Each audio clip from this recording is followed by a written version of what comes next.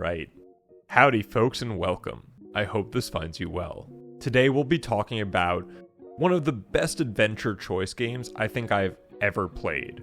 One that draws you in with mystery, and one that grips you with excellent direction and storytelling. Welcome to the planet of Regis III, and welcome to the world of the Invincible. There you are. All my talking turned out to be quite helpful, huh? No, I'm serious. Millions of years ago, this planet had to be teeming with life until something got rid of it. Quite effectively.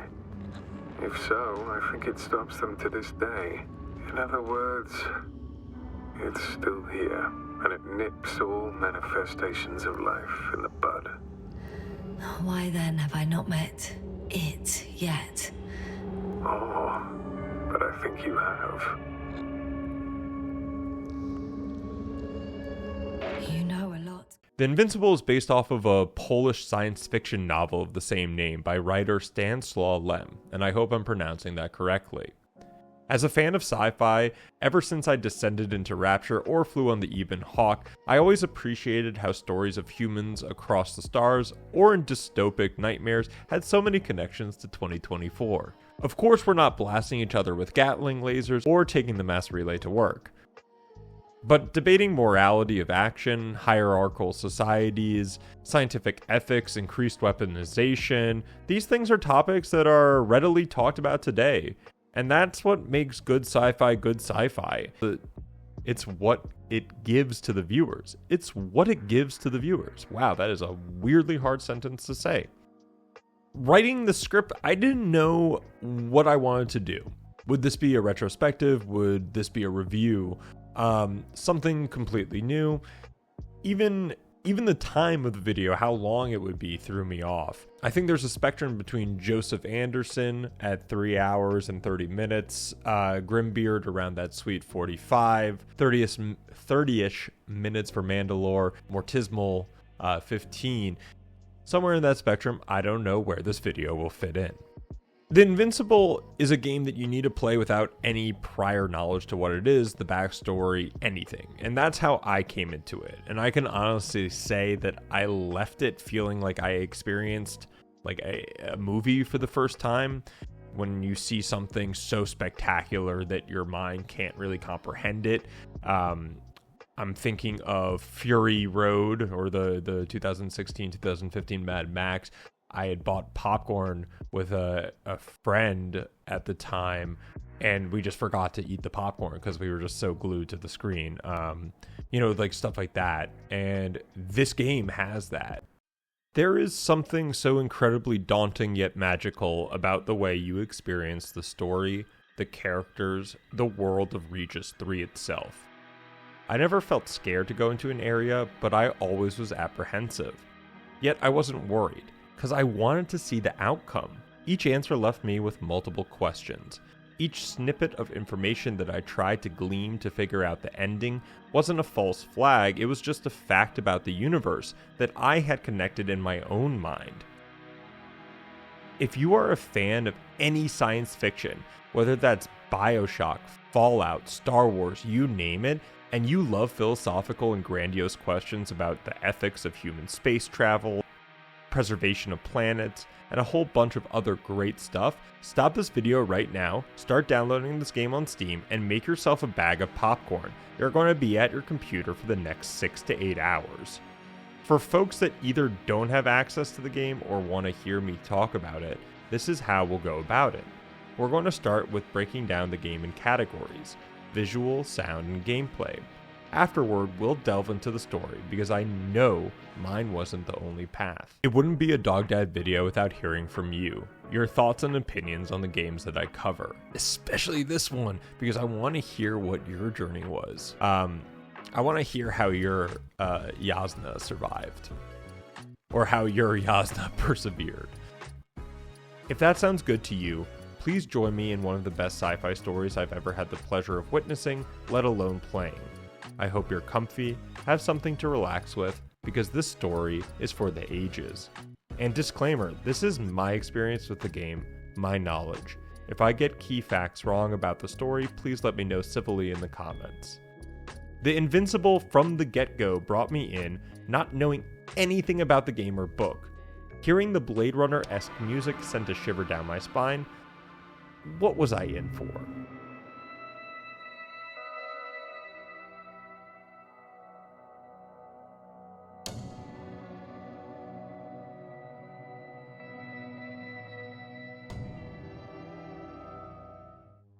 We start out with these cool comic strips explaining to us the backstory of our group, and then bam, just like that, you are awoken. Already the visuals are striking, and the way they have your helmet radio just in sight, tricking your mind into thinking there's a space helmet on, is perfectly executed. From the world of Regis III to the tools and items that you use as a Commonwealth space explorer, there was so much detail that made it feel real. I know I've mentioned a ton of media before that reminds me of Invincible, but at the start it would be The Martian that I equated it to the most. If you haven't seen the film, it does a great job at trying to ground the viewer in the science behind surviving on a different planet. The Invincible does the same thing, keeping things grounded and subtle, which makes the out of the ordinary or mysterious even more enthralling. Now, this is a quote-unquote walking simulator, which I don't like the connotation of that. It makes it seem like it is lazy development or lazy design. I'm going to call this a walk and click adventure game because I love those types of games, like the old types of clicking games like Myst. But this feels a lot more heavy and real, and it's really nice. You'll be walking around a lot, but the game does a great job at getting you to discover what feel like natural story points. The terrain never gets old, which might surprise you since what you've seen at this point is all desert. I also caught myself just taking photos randomly or taking in the spectacle of it all. As someone that watched Walking with Dinosaurs C Edition to fall asleep years ago, going through severe depression, seeing these little notes about the ocean planet with deep sea life had me frothing at the mouth. Like, I love this kind of stuff, and it's something Subnautica had that I really, it spooked me, but I love those, like, just the alien life. When I finally got to the ocean and saw how small I was compared to this planet, wow. I know it's a game, but I would be lying if I didn't say this caused some existential dread. This would not be the first time for a game. The Invincible's visuals not only help progress the story, naturally showing you where to go by pointing out structures or paths subtly, which helped immensely in the pacing of the game. Sometimes games will not have a great balance of leading the player, some are way too hard, or some are so on the nose that the player feels cheated out of their own action. Going back to the small details, it really feels like you're in a lived world. I love the flashback scene before landing on Regis III. It gives off this alien vibe with all of them smoking cigarettes, and I absolutely adore the Soviet-esque projectors and electronics. We'll talk about the visuals later, but I have to go into the story to do so let's focus on the sound. Nitrogen 78%, argon 2%, carbon dioxide 0, methane 4%, the rest is oxygen. Wait, that's 16%. With oxygen concentration as such, there should be life. At least some microbes, and yet we have detected no traces. Yeah, we'll get to that later. Let's finish with the programs first. I was blown away by every sound this game had to offer, from the voice actors to the machines to the freaking wind. You have to play this game with studio earphones. This is a hill I will die on. I used Arctises a lot, but having these pair of Sony studios has changed gaming for me. The Invincible soundscape is so pure that I never felt like I was anywhere else but Regis III. I'm telling you, if you sit down for a couple of hours and play this game through, you will be enveloped. I keep talking about details in visuals or sound, but why? Why do I think that's so important? I think it's because life is detailed, and when art imitates life, that's what we're talking about. That's what we're trying. That's why people like art, is that it connects them with their life. At least I think so, or one of the facets of it. Listening to your main character Yesna debate with herself or her captain the right choices in all the wrong scenarios is harrowing, and at some points so hard to take that I shed tears. All of these details make the world of Regis III real. The science behind its atmosphere, why there's no life outside its oceans, what are these metal structures? It's like we're flying to Regis for the first time too. This childlike sense of awe and excitement playing this game. A feeling I could only remember when playing specific games. The one that come to mind right off the bat are Bioshock and Half-Life. Worlds that when I entered I just wanted to stay in. Just like a good book, movie, whatever your medium is to take in media, it wouldn't be the same without the details that bring those things together. So the voices of Novik, your boss, Yesna, your character, or the things you meet along the journey all make the world too real. To fear for your position.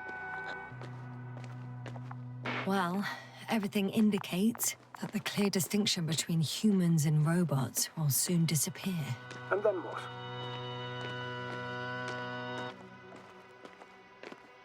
Well, if we assume that they'll surpass us, things will get complicated. Because in order to program a brain with computing power equal to that of a human, you need a brain with computing power higher than that of a human.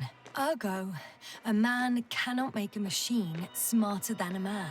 Then who else would design it? Self-learning algorithms? Some spontaneous process? Or pure chaos? Something. The last piece of the puzzle would be the gameplay, and truly the thing that brings it all together. If we just point and click, I don't think the game would have the same reverence in my mind. Being able to have agency on where you go, your actions, your choices, there's nothing more liberating and scary, because you can't blame the game for your choices. I don't know if anyone else gets like this, but I try to be myself morally during these games. For this one, I didn't know if that would have the outcome that I wanted. But this rabbit hole goes way farther than I had imagined. Unlike Fallout 4, where I was blown away by how laughably dismal some of their attempts at this were, somehow the Invincible makes these options clear, yet vague enough that there is still some question about what's about to happen. I truly love this, and just like reading a book, you don't know what's coming next.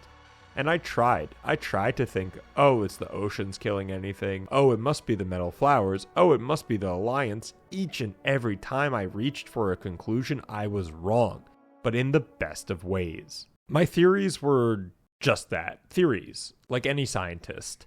So in a way, going through the game is more of a deduction.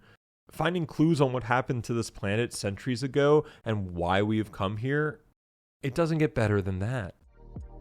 It wasn't in your face either. It was more moments where a character or piece of information comes to you that negates your previous thoughts, but sends you down another path of thinking. I have had these moments happen in ways with other games or media, but never so heavy and endearing as in the Invincible. There was one conversation that you can take up with Novik a bit into the game about the sentience of computers and AI. It's fascinating, especially since you can sort of form your own argument with the choices that are given to you. I was blown away by the complexity of the writing and how elegantly simple it was. So what do we have so far? A visually striking game with such attention to detail that you think it's based off of real technology, and a soundscape with such a wonderful voice actor range and ambiance that draws you in every second. And that would be enough. I think exploring Regis III like this would have been super cool on its own. But what's also super cool is probably one of the best stories I've ever experienced. This is your last warning, okay? I'm being serious now. Being serious. Go play this game if you like sci-fi. Play this game. You will not be disappointed. Of course, if you can hear the sirens. I hate living in New York. Have to wait. You hear the dogs. You hear the sirens. Dogs and sirens. Sirens and dogs. Oh my goodness. If you're intrigued and have seen little bits of Regis III not adding up, let's talk about the story. Now, this is how I perceive the story. This is my experience. If you had a different experience, please let me know in the comments below. If I get something wrong or explain a concept in a way that you disagree with, please leave a comment. I'd love to talk about it. The Invincible starts off with a crew from the Commonwealth, a space exploration guild from what I can tell that has a beef with another more advanced spacing guild, the Alliance. You get this comic book strip talking about your last mission, and then bam, you start the game. This was wild to me, since I was not expecting to start off literally on the planet. Where am I? On my head. Merit? Anybody? Hello? Is anyone there? Koval? Marit? Hey, this is Yesna. And already, Yasna's heart pumping, the sound reverberating through her ears, and her voice seeing the predicament she's in. Holy moly, isolating does not justify this feeling. Already, there is a mystery at foot. How did we get to the planet? Why were we passed out? And more importantly, where was our scientific team? Amnesia is a fickle enemy. Obviously, we're a little freaked out, but luckily our map is a nifty object. I also enjoyed being able to zoom in on things and document them like explorers would have. If you didn't feel like you were on an alien planet before, well, you're not in Kansas anymore. While walking to the camp, we get a memory, Yesna waking up and the crew figuring out that they aren't where they were supposed to be. Sure, I'm coming. This is not our system. Has anyone noticed we're in the wrong place? Koval, it's not a good time. Yasna, look for yourself. This is not the right planet. You shouldn't be walking yet. Come on. Koval, could you stop it? I'm telling you, we woke up in the wrong place. Yes, we heard you.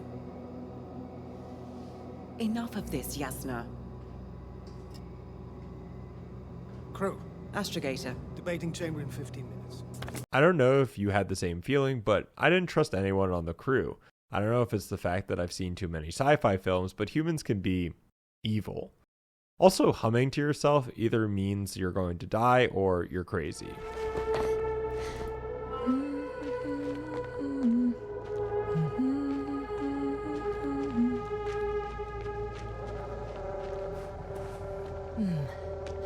If this area is volcanically active, ash outbursts and extreme temperature changes may explain the extinction of local fauna and flora. I love that Yesna views everything like her profession, a biologist. It's so cool, and it's why I mentioned The Martian earlier. Even though I doubt all the science is even 90% correct or accurate, I really enjoyed the lingo they used around biology because, in a way, we don't know if that's a constant thing, right? Biology on our Earth could be different from one on a moon of Jupiter or in a galaxy far, far away. So it is really interesting to hear her start at a biologic professional gauge and then sort of, well, we'll see where she goes. We think that physics is the same around the universe, what we call laws, but for biology, we have no idea whether it follows the path of life on Earth or something a little bit more sinister. Anyways, being a biologist has its perks, and we'll get to that later. Like, how do you not just drop your mouth and go, wow, this is beautiful? We finally see the camp off in the distance, but a storm is coming as well, and we're screwed either way. We also get our first choice, choosing to use a steep slope, or finding another method. I really enjoyed that sometimes the safer route wasn't always the better option, and it really made you think about what choices that you had in the moment. The pacing of this game is almost immaculate. There were times where I thought maybe a minute or two could have been shaved, but going from that slide to the sandstorm, this was 20 minutes in and already I was salivating. Even more so, there seemed to be more than meets the eye, especially with our constant headaches and visual distortions.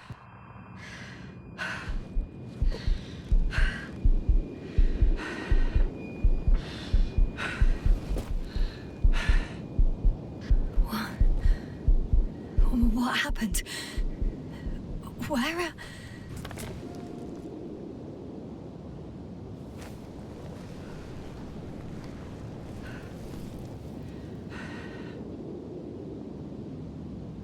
I was heading to... Impossible. I'm much closer to my destination. I must have walked for some time. But... I don't remember it. It's that unreliable narrator vibe, but we're the ones narrating. It's so well done. We get our second flashback scene and get more of a gist on what the planet is and why we're here. Astrogator, sir, crew. Dr. Gorski, right on time. Any updates? We have a set of data from the near-surface probe. Great.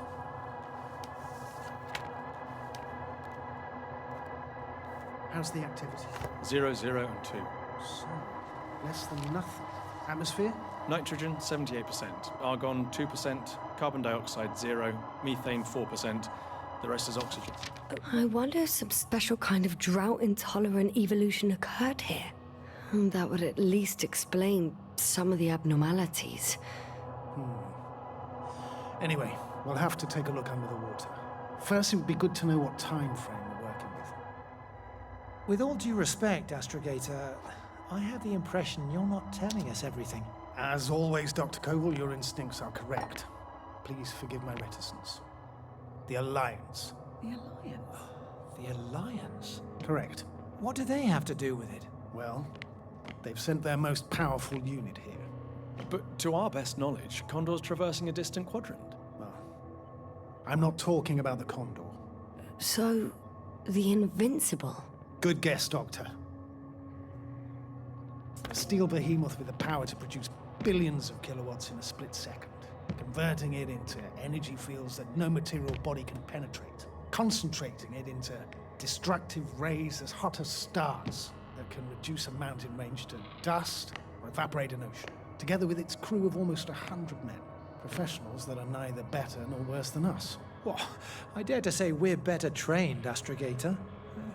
They are, however, unquestionable masters of propaganda. I know that some accomplishments they brag about are very much far-fetched, but the capabilities of the Invincible are not subject to doubt. And we as the scientific body should sever ourselves from the emotional and symbolic facade. In other words, we cannot ignore facts just because we don't like them, Mr. Koval. As a biologist, having no life on the outside planet is probably a bad sign, especially with a lot of oxygen. We also get this blurb talking about the Alliance, our competitors who seem to be a lot more advanced than us. We learn that the Invincible is actually a gigantic interstellar ship. It's more of a ghost story like the Black Pearl, but it is real. Luckily, we have about a fortnight before the Invincible reaches the planet, so Novik, our commander, thinks we could get a critical advantage over the Alliance by putting boots on the ground now. Conduct research and get the heck out of Dodge before they even know we were there. Nothing could go wrong. This amount of methane is not neutral. Breathing the local atmosphere will lead to saturation drop, and you may start showing symptoms of mild brain damage, feel stupefied. But Examples. Of course. Marrett, Krauter, please prepare for the surface. Koval, you two. You're leaving early in the morning. And what about me? You're staying on board, Doctor. But Astrogator! This is not up for debate. I need you here.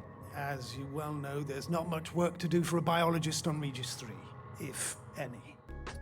Oh, methane. There it is. That's a great question, Yesna.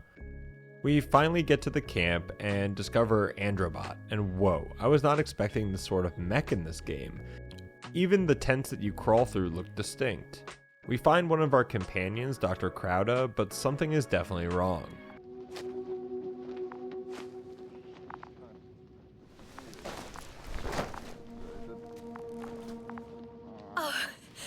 Dr. Krauter! Didn't you hear me earlier? Doctor, please, look at me. I report that I've located Dr. Krauter. He's in bad shape. I'm gonna examine him now. This freaked me out. I was waiting for him to jump on me or his head to burst, but nope. Excuse me.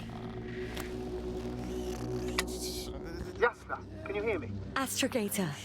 Finally. I've been listening to you for 2 hours now.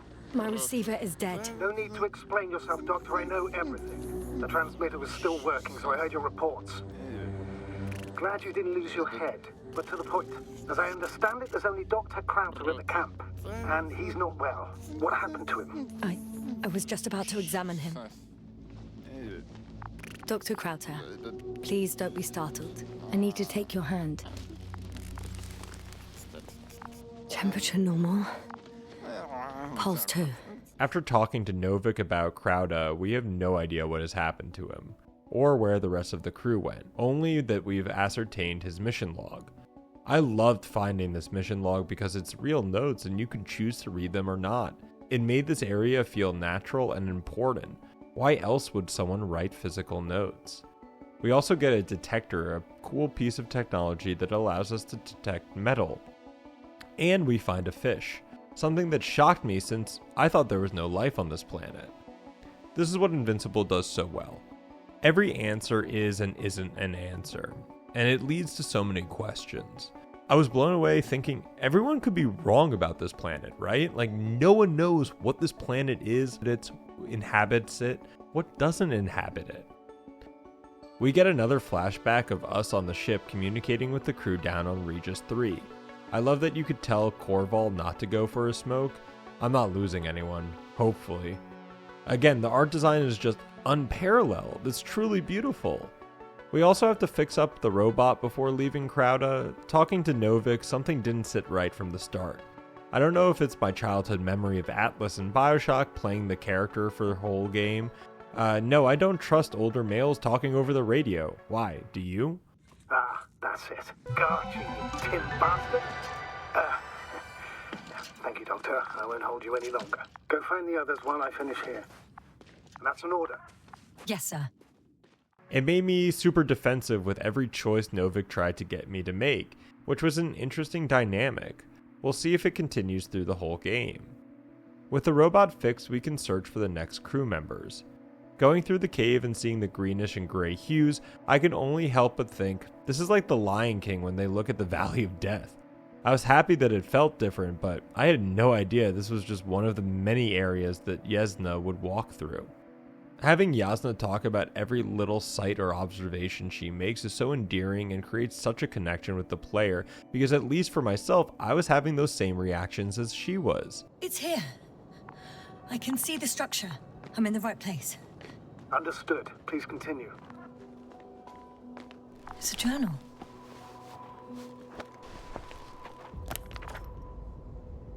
Geological cross-section, measurements. These are Marit's notes.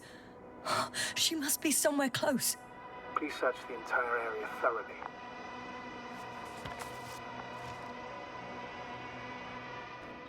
thoroughly. What is this? Eldritch? Mechanicus? What are we dealing with here? There's no time to think.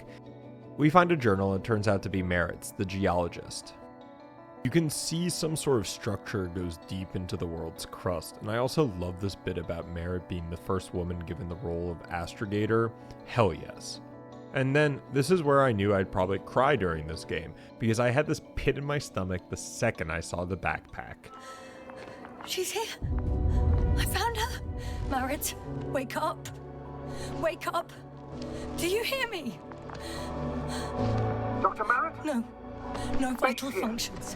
What's I going need on? to. 1, 2, 3. Come on. 1, 2. Nothing. Don't do this to me, Marit. Don't. Please. Live, damn it. Marit. Breathe. I beg you. Doctor. Yesna. No. That's enough. Enough.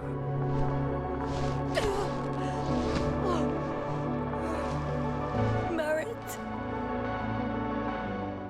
I was moving my mouse and clicking to the rhythm that I had learned when teaching pre-K for resuscitation. This blew me away. After I snapped out of it, just like Yesna, I remembered I was only an hour-ish into this game. What the heck? After regaining our composure, we look for our next crewmate and easily find Koval. Unlike Marit's journal, Koval's journey is in tatters. Novik tells us that we need to collect the notes from Koval's journal since Gorski was in communication with him, and Koval wrote down almost every single step. There's also some striking visuals picking up Koval and seeing the lander coming into orbit. It blew me away. Again, the game always takes the chance for the player to learn something more about the planet or the universe. I love that Yesna goes to the thought of anomalies. Like, yeah, we have no clue what's out there. It could be like the exclusion zone. It's crazy how everything's falling apart here. I don't know. Maybe we're dealing with some kind of anomaly. An atmospheric or magnetic phenomenon. Wouldn't something like that show on the charts? All those measurements Gorski took? I remember. Maybe he made a mistake. We also make the choice to take Merritt's body back to the lander, which Novik disagrees with. There will be lots of times Novik and the player, at least in my playthrough, will butt heads, yet it was never, I don't believe they would do this. No, every choice or thought Novik has for now is what a commander would do with a broken leg thousands of miles above the atmosphere. Yet it also brings this sense of doubt. Novik is kind of cruel about facts, but also shows his emotional side. Honestly, I don't think there's a right answer here, it's just your answer. Really? Not entirely. Merritt will be awarded posthumously. I'm taking you at your word, Astrogator. This could pave the way for others, and that's what she would have cared about the most. No doubt about it. We strap Merritt into the lander and go for our last crew member, Dr. Gorski. Oh, what is this? It's just our probe. It looks inactive. Can't be completely broken if you picked up a signal. I'd say it's running in safe mode. Please try to power it on. Do we have time for this? It's for a good reason, Doctor. The probe... I don't know why I love the design of the probe so much. It's like a mix of Fallout and Dune. We find slide records, the universe's, I guess, photography. Maybe the probe could shed light on what happened to the crew and why they were so scattered. We do notice something. 3 crew members are still there. Dr. Gorski must have left already. We lost contact shortly thereafter. In particular stands out to you, Doctor. They were digging and suddenly, poof, people are dead. No need to shout, Astrogator. I'm just letting you know what I see. That's all. Hang on. An absurdly high electromagnetic field reading. That's something. Sort of. What are the earlier readings? Checking. And earlier, quite normal.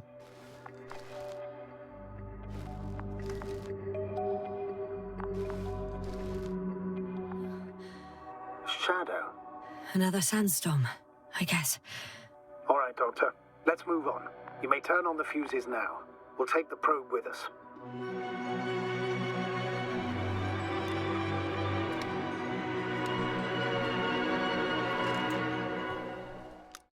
We have a probe! But the second Novik wants us to name it, I knew Bali would not survive this whole ordeal. We use the detector to follow Gorski's footsteps and start to notice that a lot of metal is under the ground, almost like tendrils or roots.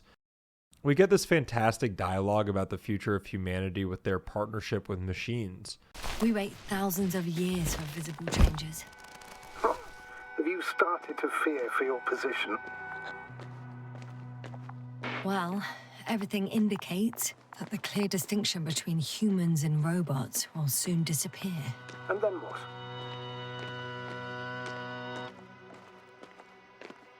Well, if we assume that they'll surpass us, things will get complicated. Throughout the game, especially as a biologist, Yesna starts to realize that we truly are just flesh and blood. Remember that she calls this process of sentience for AI inhuman, which we will get back to. Oh boy, what in the heck? I'm not getting a good feeling about this place. Search. We have to find him. You may lose another crew member. If you think so. Turn back now. No, I won't. I can't leave him. We get our next flashback, and it's our descent onto Regis III alone. Why would Novik send us? I guess we're looking for the others before we lost our memory, and things were not looking good. It's also interesting to hear how the characters' tones change depending on how escalated the situation is. At this point, the start, something odd is going on, and Yesna and Novik know that. And if they wanted to, they couldn't go back to Dragonfly. Their lander looks damaged, to put it mildly. Or more accurately, it seems like a storm has passed through it. The equipment is barely working. If it works at all. And you, sir. You barely escaped alive. Okay, I admit that we have a very successful campaign behind us, but I feel like we've used up all our luck. And now, we're asking for trouble. It's just one planet too many for us. Which doesn't change the fact we're here.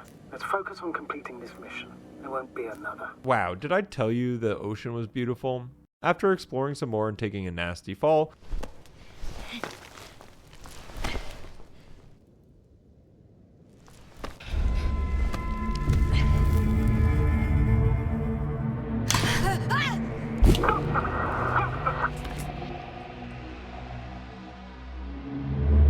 we come back into the present. So many questions. If you don't get chills from these visuals of the probe moving through the desert ravine, have you ever seen Dune in IMAX? Seriously, at this point I was so blown away by everything, I was just rolling with it. Our next big choice after accidentally falling down was to choose whether to cut off the rope and fall a larger distance or have the probe come to us, which was my first thought. Thanks, Bali, you're the best. I hope nothing ever happens to you. And then we make it to the city. He didn't take a tent. Anyway, what's the idea of doing it alone? I hope he has a good reason. Damn. This place is amazing.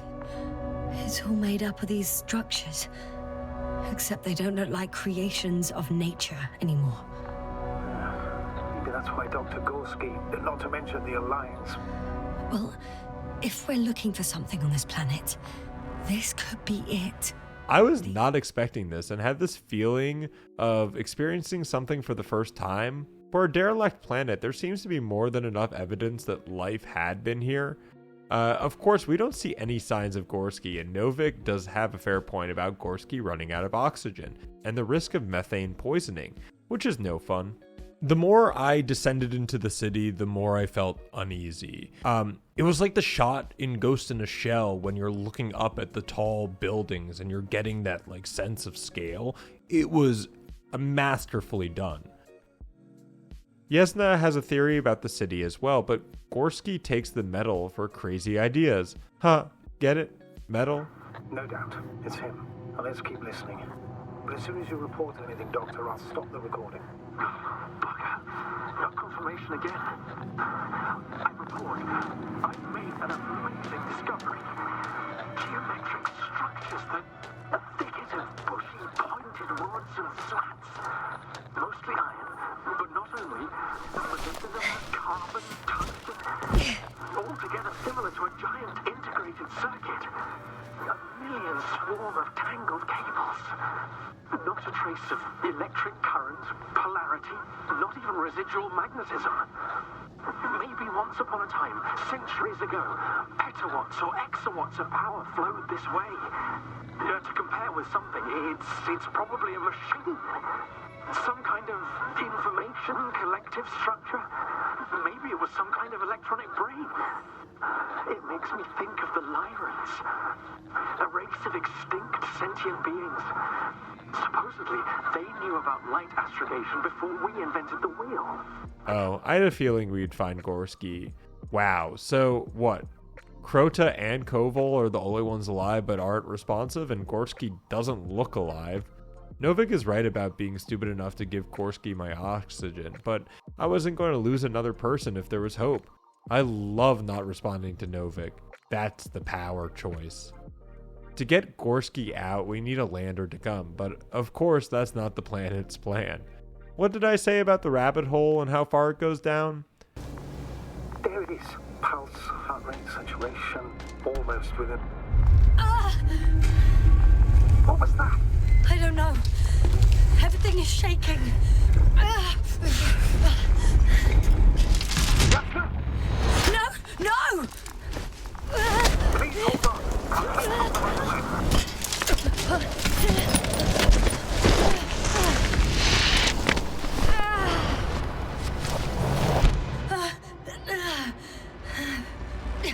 I caught the probe. I'm...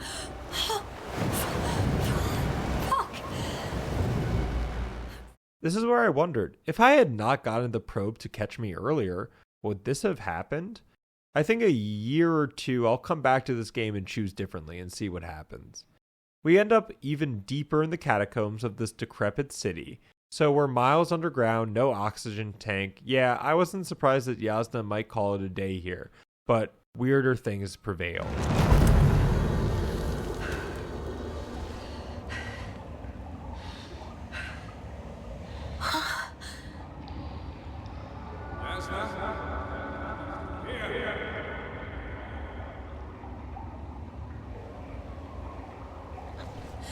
Who's that? Crowther? Is that you? But how? You were supposed to... Doctor? Why won't you answer me? This gave me Doctor Who vibes, and I was so enthralled by this point that I couldn't look away. I immediately thought either this is not us having oxygen, or somehow the planet is talking to us. Honestly, I have no idea. This is so cool because you didn't get the answer, or at least I didn't think you did. From what this iteration of Crowda says later on in the caves, it's like we all live within people's minds, just the person's perception of them. For Yesna, this Crowda is all about the facts and has no time to beat around the bush. It probably is the thing that might save Yesna from her dreadful fate. And these conversations are so thought-provoking and subtly terrifying. It's like a dream but somehow real. I can't do it justice without showing everything, so I implore you to look up some of the conversations and think about what your answers could be. I've awoken the dog. Uh-oh. No, he's sleeping? Cool. But out of everything, this was the most powerful to me. I've had enough. Just enough. Forward, Yesna. Faster, Yesna. We're racing against time, Yesna. We're constantly fighting for life, Yesna. Enough of this nonsense. I don't want to fight anymore. I don't want to fight. All right, Yesna. Have it your way. What? A moment ago you were forcing me to struggle on. But now you'll let me die. Just like that. Not just like that. You did everything you could. But even that wasn't enough. You have the right to finally give up. No, not over. I haven't given up yet. Can you walk? Yeah, probably. I just need to catch my breath. On second thought, I imagine there are worse places to die. It's rather peaceful, actually. Just close your eyes and let yourself go. Fall asleep. Okay. I'm getting up. Turns out I prefer to live than let you talk me to death. I always say never give up, but always take breaks. Again, more tears were shed playing this game than I thought. Never give up on yourself. Well, yeah, how do we explain this to Novik? I can't go with you anymore. Crowther? Forgive me for my rudeness. I had to be a prick to pull you out of there. Unfortunately, now my body is mere coal, water, and nitrogen, an empty husk. I'd like to believe this is not our farewell, but so I should tell you, it was an honor to serve with you. As usual. Are you there? Do you copy?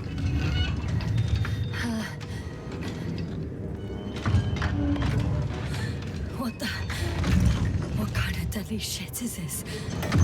Doctor, what are you talking about? There's something here. It looks like a machine. It burned a hole in the wall. And now it's marching on these kind of crab legs. Damn. You must evacuate immediately. It sounds like you know what it is, sir. Well, I have my suspicions. One of the flagship machines of the Alliance would match the description. Walking antimatter cannon. Antimatter. You're fucking kidding me, sir. Like, cool does not describe this. It's like War of the Worlds and Dune bots had a baby which shoots antimatter. Again, I did not see anything of the artwork, designs, anything for this game, so opening to the antimatter cannon was such an escalation and right turn from what I expected the game to go, more of like an eldritch horror. Instead, I was getting more Mechana, and I was all here for it.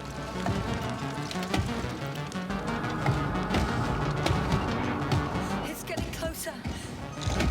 It's gonna crush me.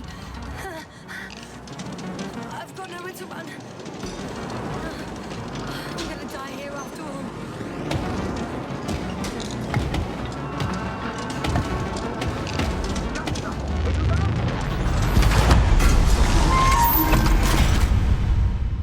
Come in. Bali, no! I knew it. Okay, instead of crying again, this was such a powerful moment because of what Yesna had to say before about AI becoming sentient as inhuman.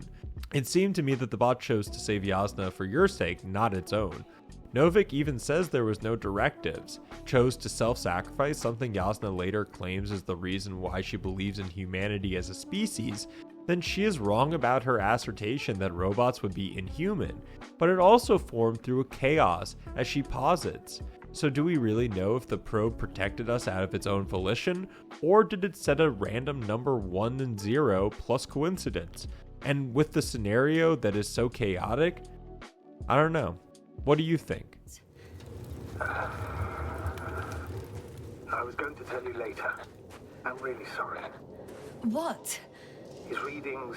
No. No, don't finish. That's impossible. You did absolutely everything you could. Unfortunately, sometimes even that's not enough. I did nothing. Just nothing. By the way, how are you feeling? And how am I supposed to feel? I mean the lack of your oxygen tank. So you know. Damn, what the hell? Why is this game so sad? Maybe the probe did like Yesna. Taking out Bali's CPU also gave me the chills, something Ghost in a Shell. With all the emotions, I can hear you asking, what the hell are antimatter machines? Well, when I said the Alliance was the competing faction to the Commonwealth and were more technologically advanced, I was not joking. From what I can tell, the Commonwealth are a small town research group that gets some state grants, while the Alliance seems like they are the US military when it comes to the intergalactic budget. The Alliance, I guess, made these antimatter robots for defense, and there was some talk later in the game about the escalation of weapon manufacturing between both sides. Luckily, we find a rover, and you can just appreciate this interior for a second. My goodness, it's all my favorite things in one. Driving the rover was a cool spectacle, and talking to Novik in this storm, we finally get to a place of safety and take a look around the rover. Novik knows a lot about the Alliance, yet never really gives us any information on why that is, other than the usual "they are the enemy" spiel. It's something I didn't trust him on, and I hope my next playthrough I can figure that out. We find a black box to the rover and... The on the back of the box should already fit. Same guts, hey? Just like with humans.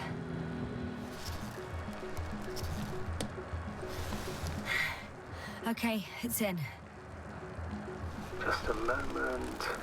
Well done, Doctor. I'm receiving a signal. So, what now? You can finally rest. It'll take me a while to dig through all the records. We wake up and Novik is convinced that the Alliance has bugged our radio comms, and we have this neat little detail about changing our frequency. All you have to do is watch it closely. I'm switching now. Waiting for you to join. Oh, I see. The new frequency is... It was such a nice touch. Novik wants us to leave, but I couldn't not know what the Alliance were doing here, what the city was for, if there was anything left on this planet. Yesna taking the charge to Novik, we've always had this power, but factions be damned. Oh man, what were they digging up here? And this is another reason why I don't trust Novik at this moment. Yes, he wants us to help, but his constant tinkering doesn't do us any favors. This spy balloon design was just a chef's kiss. It's like Soviet space aesthetic. It's just marvelous. I was so impressed with the Unreal Engine, and I'm so excited to see where games go visually in the next 5 years. I mean, just to think Brothers in Arms was made on Unreal 2. We finally make it to the Alliance space, but get this, There is no one to be found, and it looks abandoned, possibly for more than a month. The plot thickens, as my late father once said. There was such a great place to explore. For the whole game, you hear how insanely powerful and demonic the Alliance is, so when you finally think you'll encounter them, poof, they are as mysterious as the last couple of hours of gameplay. You can see some blurbs about the sun exploding. I guess this means that humans need to find life off-world, but if the guild has access to an Imperium-style ship, I feel like humanity is far past getting everyone off Earth. If someone knows more, please, let us know. After checking around, we found the coordinates of someone. Interesting. Coordinates changed upwards, which indicates he was evacuated by air. The alarm signal broke off high above the ground. 18561. 754. Yes, it's Gorski. You said he died during the night. Correct. I did. I couldn't let you go back to those ruins. Did you send the lander? When? While you were still on your way to the base, Artie carried him on board, secured him. Gorski's in the infirmary now. The prognosis is cautious, but his condition has stabilized. How could you, sir? I believe Gorski was dead. I blame myself for his death. And now you dare say you did it for my own good? Holy shit, Novik, that's really messed up. Again, I understand his rationale, but then again, if he can lie about that, what else could he hide? We also find this map the Alliance set up, and unfortunately the only visual bug of the game surfaced here. A photo just kept coming out of the map. I'm mentioning it because it's the only glitch that I had seen. So we have the direction the Alliance went, and Yesna wants to investigate. Even weirder, it looks like the Alliance were here way before our intelligence thought possible, by weeks. Something is not adding up. I absolutely love the design of the interior, and with the force field down, we can finally follow the convoy. This is the part where I will show you the true magic of the game, had on me at least. We obviously are going to follow the convoy, so I got to walking. Even though it felt a lot to walk, it gave me time to think about what the hell had been happening to this planet, to this universe. The music enveloped me, and I kept thinking about what could cause people to lose their senses, abandon their bases. Also, hearing Yesna humming and singing that lullaby that never gets explained just sent shivers down my spine. I probably would sing lullabies too if I was walking around the dunes of Regis III. Now, here's the thing. You were not supposed to walk this, right? What the player was supposed to do is get to the damn rover, but I guess I missed that. Honestly, it led to one of the best 20-minute walks in a game I've ever taken. I stopped to take photos, enjoy the sights, marvel at the direction the game was going. Like seriously, what a well-told story, and with the time they used, TV can't do this, movies can't do this, it's visceral, it's real, it's why I love video games so much as a storytelling medium. Only when the game spawned back the rover did I go, oh, all of that wasn't supposed to be walking. I may have been too comfy and relaxed. And holy gosh, was I just banging my fists against the metaphorical table demanding some tangible answer. Uh-oh. Fallout.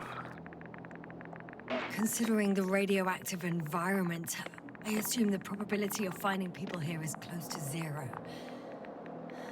It might well indicate something quite the opposite. Human technology equals radiation, after all.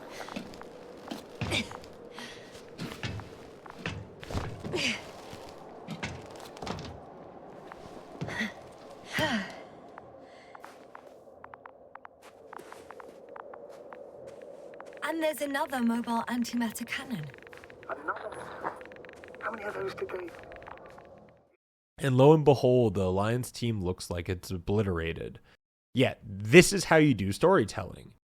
We enter one of the antimatter chambers and discover that the Alliance has been digging for something. Also, there's some robot going around in circles. We also discover something very interesting about the ground. You like alloy?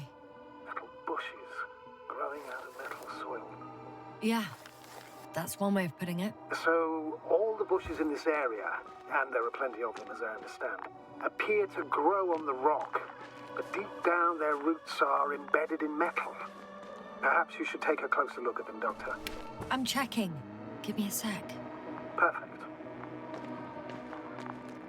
Everything matches. There's metal all around.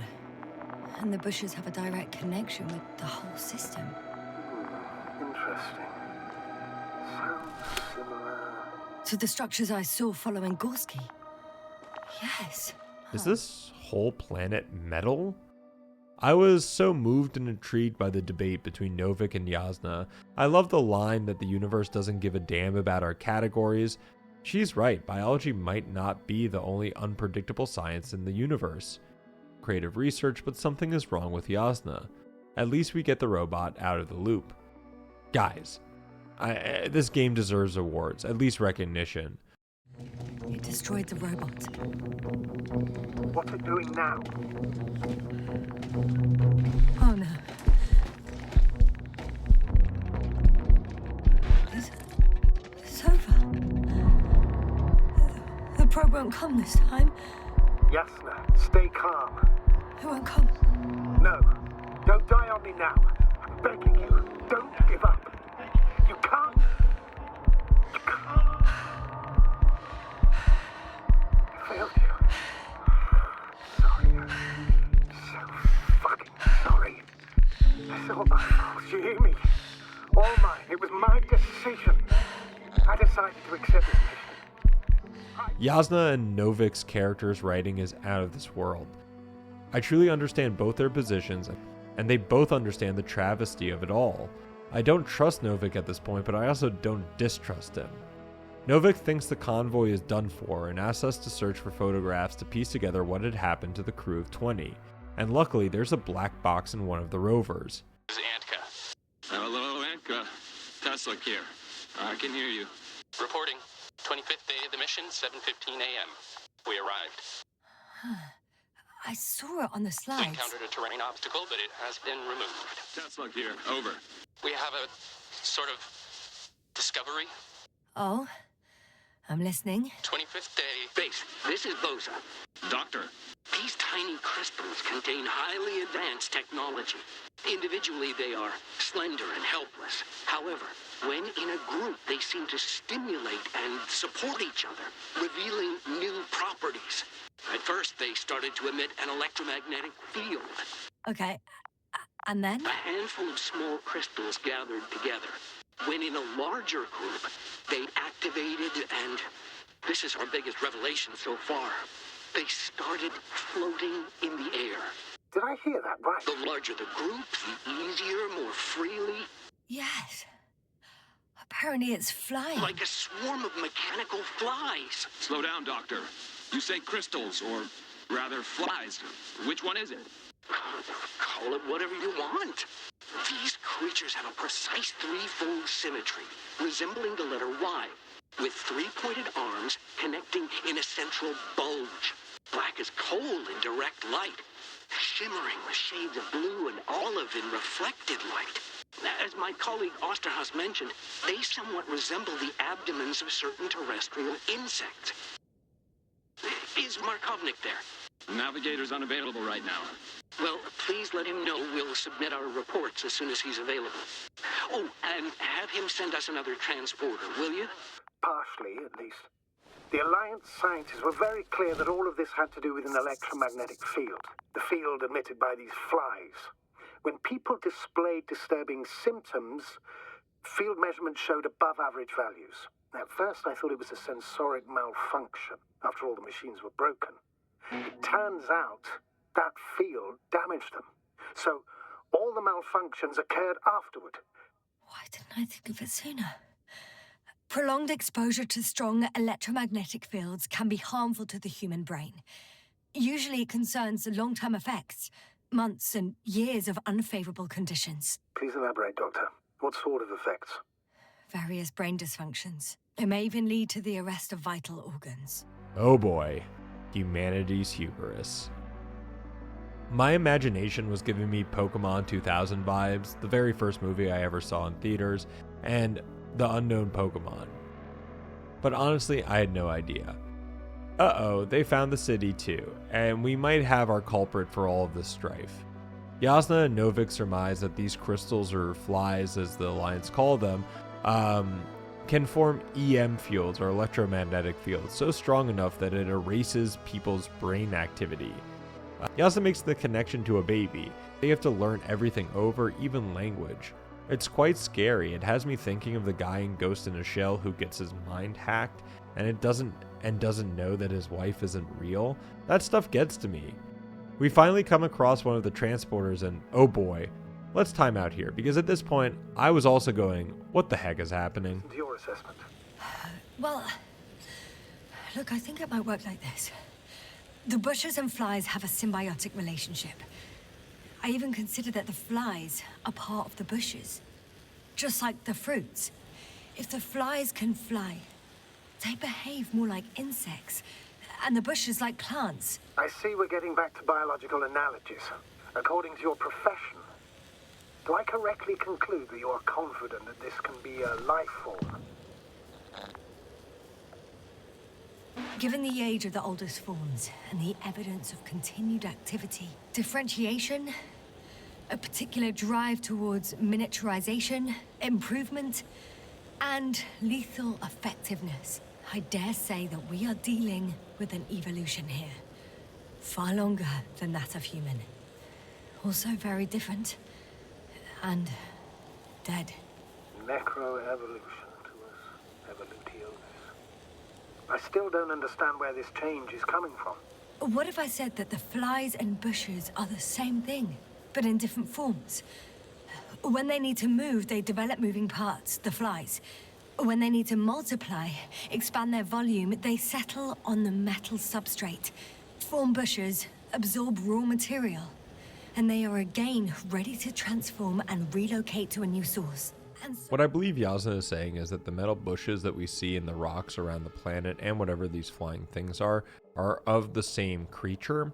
And I say creature because she is hypothesizing that this is dead or inorganic matter is actually sentient, reacting to the environment around it and adapting, which for an inorganic form, the game calls it necroevolution or dead evolution. So whatever the Alliance was digging up probably angered the crystals enough where they became hostile or defensive and emitted some sort of EM field, making humans babies. Yeah, I think we may have bitten off more than we could chew here.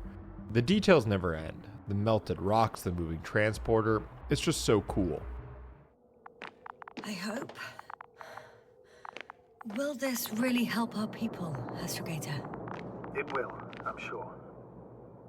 So, what? Off we go? Yesna, what are you wondering about? What if we're making a mistake? Maybe I shouldn't take the flies off Regis. Maybe it's better to leave them alone. Here, where they belong. What are you? I just worry that we might spread this threat. And the tragedy of one planet becomes a tragedy of entire galaxies. Not to mention all humanity. Forgive me, Doctor, but that sounds a bit overdramatic. We can handle some mechanical flies. Humanity survived worse. And you sound like a fool, sir. How can you be so sure? We were clueless just a moment ago. We've only just begun to understand what's going on. But you already know how to handle it. Yesna, I promise you, we'll analyze everything thoroughly. Now we need to focus on getting you out of there. Can we at least agree on that? Yes. Wow. I must admit, they look amazing. Yesna, what have you done? I'm watching them, nothing more. Don't worry, sir. What? Some goddamn black hole has opened in the stratosphere. And you say not to worry. Just look outside, Doctor. See for yourself. How large a group of these flies could be. I can tell you, it can be gigantic. Yes, Yesna, I know. I can see it from fucking orbit. What are you waiting for? Get out of there. And yeah, I'm not not going to take the flies anywhere. They can replicate on their own and search out for resources, maybe in a space station, but Novik thinking we can just handle these flies somehow? Tell him, Yesna. Alright, my Pokemon thought wasn't fully off, but oh boy. Yeah, the scale of this game is insane, and I audibly went, no way. What the hell? So wait, Novik knows about the flies, but also he's talking about the whole squads getting knocked out? Weren't those Alliance squads? Now, I don't trust Novik at all. It sounds like he's known about the flies the whole time. She's right, we do know more than we did before. Yesna wants to find out more about the Alliance crew and notices that the balloon fell to the ground. Searching for it, we make a startling discovery. Life. Going to search for these two humanoids, Yesna reasons that it was the flies the whole time. That flies released an EM field not only at her, but the convoy, her crew, and the antimatter machine. For example, it's true, I hurt myself badly back then, damaged a radio. But that's not why I lost my memory. Soon after, flies flew from the bushes. Right. There were bushes there too. They subjected me to an electromagnetic field. Moreover, I believe the same thing happened to our people in the camp. To the antimat in those tunnels. And to the whole convoy. Yes. Turns out, two humanoids were back at the Alliance's base, and we know where their hideout is from the balloon. I was not expecting this. Options here. It's just, if I were you. With all due respect, Astrogator, it is me being stuck on this surface. So if you let me, I'll take my chances. And I will find the man. That view. It made the climb worth it already. So you're on top? Yes. Activity within radius? I heard no beeps. I see no dots. Shit! How? What? I found him. Very well. Now keep your distance and be careful. It's too late. What? I can't hear you. This was great, and I jumped back. Something isn't right. This stranger leads us by gun to the hideout in the mountains. He's someone that works for the Alliance, but at this point, I was ready to follow him anywhere to get some answers. Yeah, if you thought you knew what was going to happen, I kid you not, you have no clue.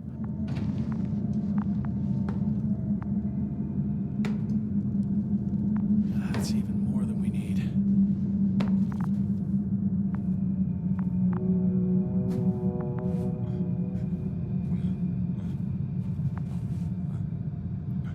It's for your safety.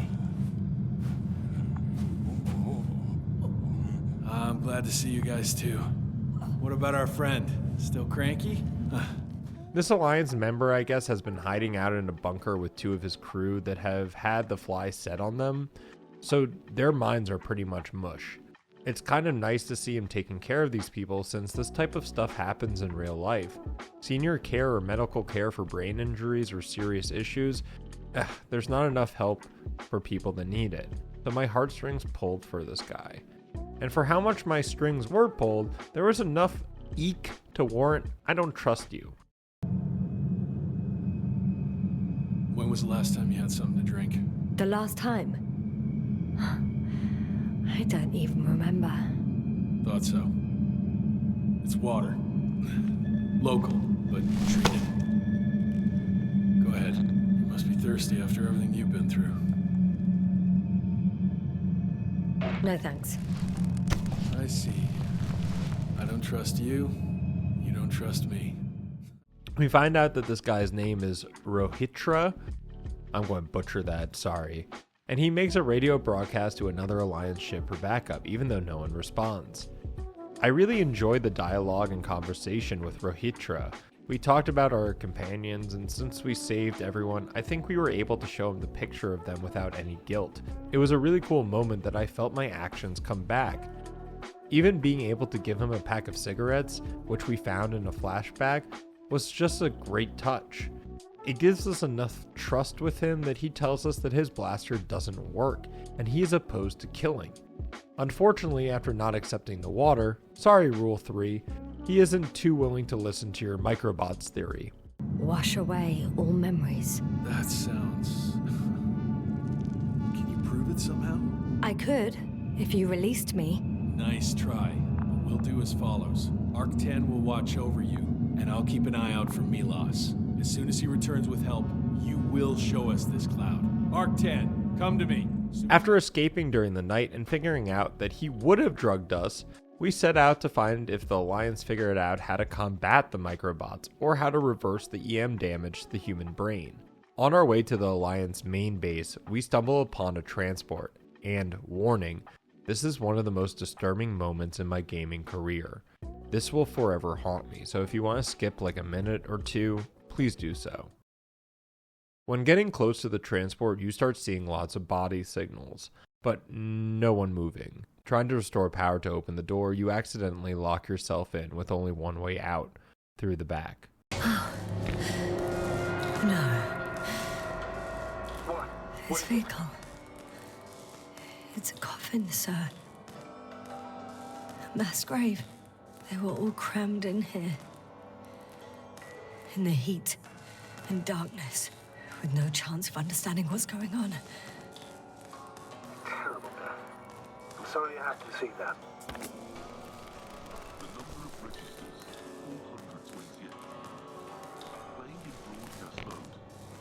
You found more of those? No. It started automatically. Hello, Condor. This is Regis speaking.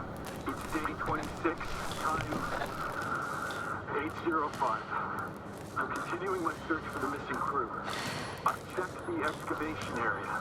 I've yet to find others. Come here as soon as possible. We need backup. Not only did this evoke images of the Holocaust for myself, but when it set in what truly happened, that all these people fled the swarm of microbots, locked themselves in this transport, but with the EM field being deployed by the bots, they just mindlessly starved to death in this hot compartment. Look, I don't know how Yesna continues, but it doesn't stop there.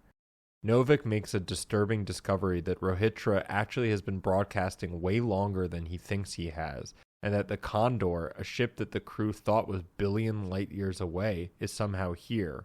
Even worse, no one has come for them all this time. That memory never returns to him. Continue my search. All these recordings have the same content. Support. He's been here for far too long. Come back, will Far you? too long not to Over receive now. help from Condor. Hello, Condor. This right, is Doctor. Regis speaking. Nobody will come. It's day 26. I'm afraid there's not a soul here on this damned planet, except for the three in the cave. Yesna, I have a looking request. for others. I'm listening. Let's skip no listening longer to the there. rest of the recordings. I'll continue my Can you search. stop them? No way. Waiting for your I'm not support. going back there. Come back, will you? Well, let's change the Over channel. now. One notch up. Hello, That Condor. I can do. All right. This is Regis. Astrogator, someone's firing distress flares from near the hideout. Do you think it's Regis? Who else could it be? It sounds like you know something, sir. Actually, I don't. Well, he put out a broadcast, but Why didn't then? say a word about you. It happens again. He started a new cycle. Please be more clear. He fell asleep and forgot what happened the whole day. I see the hill. I'll be there in a minute. Please slow down. Remember, he has a gun. He didn't shoot at you the first time, but if you go in now... Don't worry, Astrogator. The gun won't fire. It's broken. So, geez. So Regis reset his memory by sleeping, and might not like the fact that all his friends are long dead. I just love this shot. It's so beautiful and daunting, and bravo to the people that worked on this. Bravo. But he's here. Hey! Who the hell are you? Here we go again. What are you doing here? Good luck, Doctor. Take it easy, Regis. What? How do you... I'll tell you everything. Just shut up for a moment and listen. I will not! Regis, for fuck's sake! Do it for Spluskas and Lendor. You're not beating around the bush, Doctor. You think it's the 26th day of the mission. Just after the attack on your base that left many of you in critical condition. But the truth is much worse. Milos left a long time ago. What? How do you... You fell victim to that attack as well. The microbot cloud has wiped all traces of your comrades' memories. Your long-term memory is probably fine. That is, up until the moment you found them. This cloud? A result of the evolution of inorganic beings. It attacks the most important parts of biological organisms.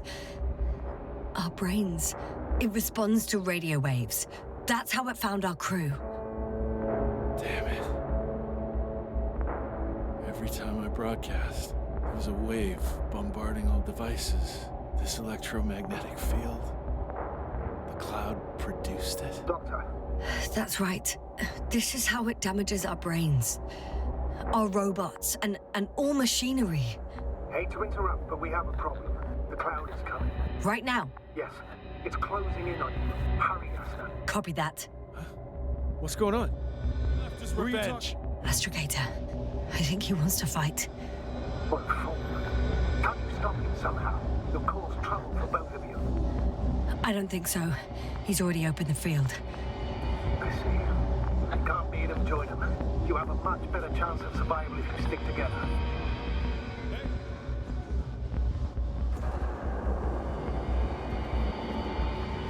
Affirmative. I see it.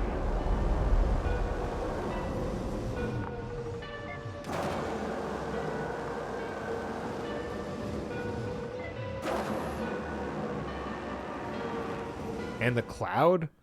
He's right, there is no one left. And to be honest, if one of us gets out with these little microbots sneaking up our arm, the next planet is doomed.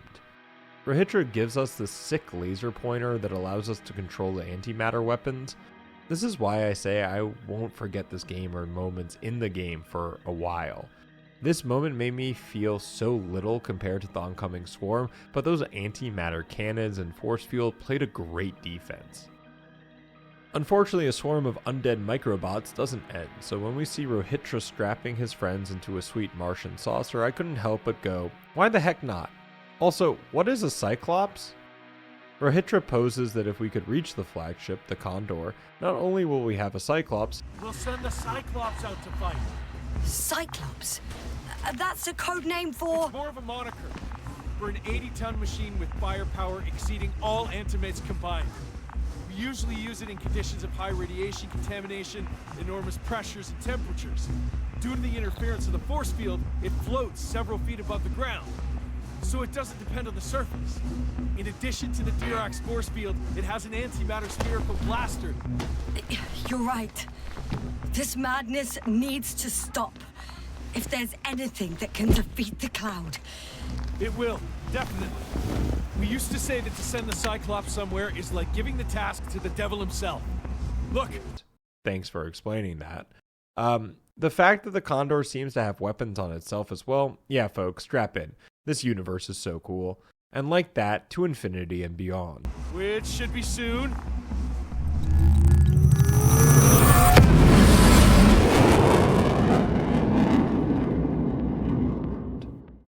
We wake up not to find anyone around us, but one of the most impressive ships I've seen in a game. Dude, like, what in the world? Even Novik is envious of this thing. Give me more details, please. The Condor? Yes, It looked majestic in the pictures. in real life too. Ah, so that's their marvel of military technology. There's one more thing, Yesna. And this is important. I'll be able to confirm it in a while, but so far everything indicates What is it, Astrogator? headquarters were right about the Invincible. It's actually flying here. If I'm reading the message correctly, they'll be here in a few days. They're looking for the missing Condor. And they have no idea of the danger. So our mission made no sense from the start. We wanted to outplay the Alliance, but instead we got ourselves into the same trouble. But we still don't know everything. But yes, they're on a rescue mission. We also get a look at the Cyclops, which it's funny because Yesna has the same reaction as I did. Like, what the heck is that? Oh man, sometimes your life's journey can be changed by the smallest of things. Entering the Condor was something out of my childhood dream. The sense of scale, it's impeccable, and the doom and gloom with its beautiful large interiors made it feel like a Soviet cathedral in space. When trying to get up to Rohitra, we have the chance to enter the medical wing and discover that the Alliance figured out certain ways of helping people that were affected by the EM fields. Not to say they could get back to 100%, but it's better than being in a vegetative state. Also, at certain points in the game, the characters allude to a grave tapper, but never explain it. I think it was mentioned when Merritt was brought up with the others. Finally reading the paper, I just kept shaking my head going, this guy who wrote this got it right. How freaking haunting following the procedure to literally shock someone's brain into remembering their last moments of life. We finally make it all the way up to the control room, and come on, this spectacle. Rohitra tells us that we need to have eyes on the Cyclops. I do have visuals from the Cyclops here, but I can't do everything on my own.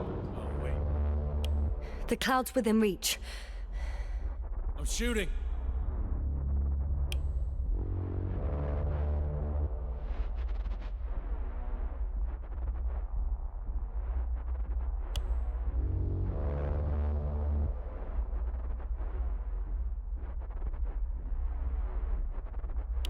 The close range is dead. No wonder. It's The boiling field over is there. shrinking. Whoa! Oh, beautiful. It's not a machine, it's the devil himself. I'm telling you.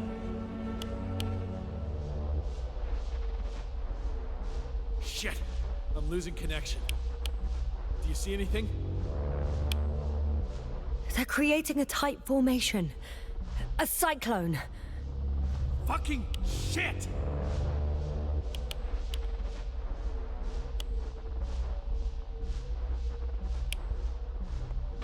That can't be good, right? What was that? You tell me. Can't you see anything? Probes, Yesna. The mid-range is dead. How about the long range? The long range works. The cloud has stopped attacking. The Cyclops is... Huh? What is it doing? What did you see? The cloud won. We patch in Novik to the system. Why do I feel like they know each other? Bridge. He should be able to hear you now. I repeat, this is Astrogator Novik to the crew of the USCA Condor Cruiser. Please come in. Could you stop with all these? Rohitra, Engineer Rohitra. Among our crew, I'm the last man standing, so to speak. To prevent a danger that threatens both sides. Oh, enough, Novik. That's enough. I agree, officially and all that jazz. We're already taking steps to eliminate the threat. I'd even say that your crew is working on it pretty damn actively. We stopped playing defense and took the fight to them. The Cloud suffered significant losses. As a count. Oh man. So, this is how my ending happened. I understood what revenge meant to him, but I was so happy that with my discoveries I could argue necroevolution stance. But any opponent can be defeated. All it takes is the right tool. Meaning what exactly? Let me remind you that we're dealing with a dispersed entity whose technological prowess is still unknown. Arming the charges. Arming what? Explosives, cluster munitions? Hydrogen. What? Rohitra? Are you serious? Damn right. I won't leave all this unresolved. How many warheads do you have? 54. From 30 kilos to 100 megatons. Do anything for your crew. I understand, yes. Although it's hard to talk about revenge here. We are dealing with creations of necro-evolution. Dead evolution. And probably non-sentient ones. Taking revenge on the Cloud is like... Whipping the ocean for sinking the ship? Exactly. Like Xerxes. That's why I would consider this problem in the category of neutralization. Not vengeance. After all, nothing guarantees the flies will stay on Regis III if they continue to evolve. Wait a minute, Doctor. Even if they were to master space navigation, wouldn't it take hundreds of thousands of years? Millions of years, even, considering the evolutionary timeline. However, they could threaten humanity much sooner by sheer chance. Not a chance I'm willing to take. It's not over yet. If we factor in sheer chance, we might as well get killed by a meteor. No, Novik. It's not a meteor or an ocean or a storm. They don't hunt or degrade or cripple you mentally.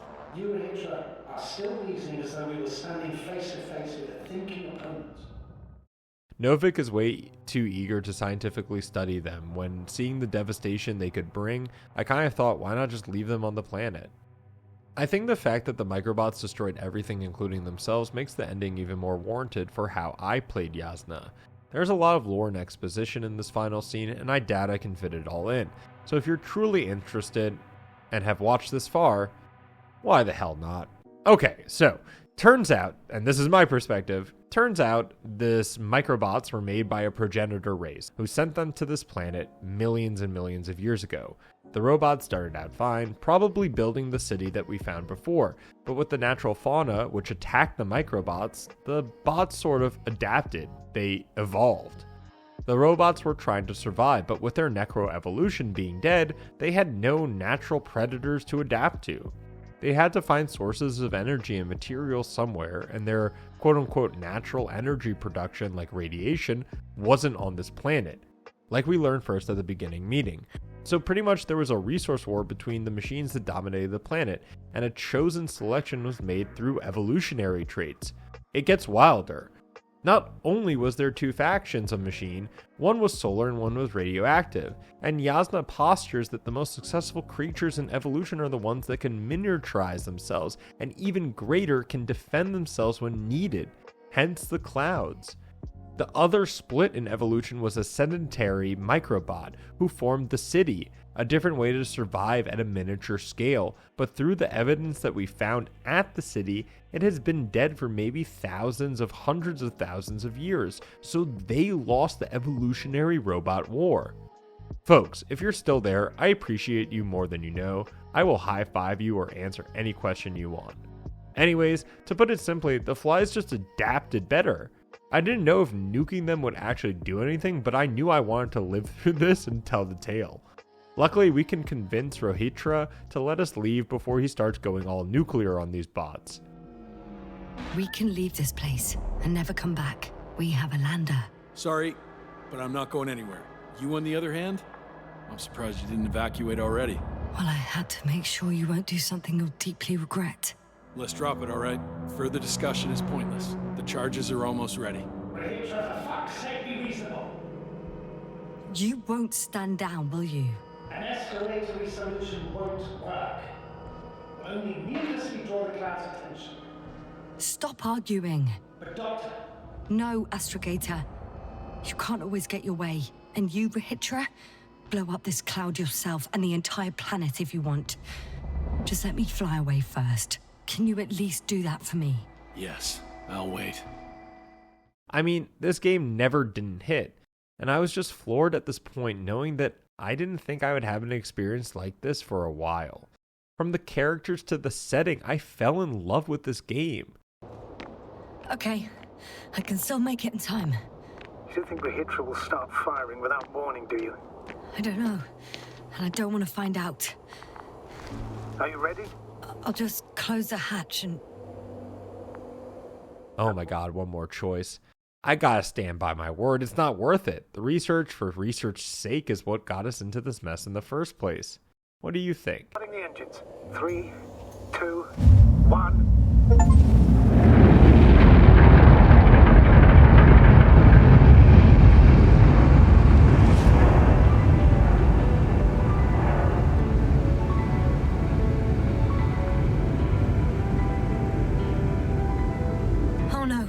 Regis started the attack. Shit! Radiation's rising rapidly. EM field 2. We might get cut off. I repeat, we might get cut off. Also, I don't know what happens. Does the cloud succumb to radiation? Did we survive? I wish we saw Novik at the end. I can't believe how well crafted the story was in this game and how amazing this game was and is.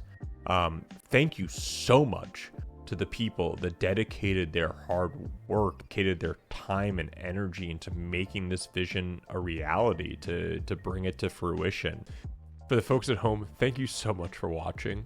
I truly appreciate you taking the time to comment, clicking that like button, and subscribing if you haven't already. If you really enjoyed the video, check out the channel. There is something there for everyone.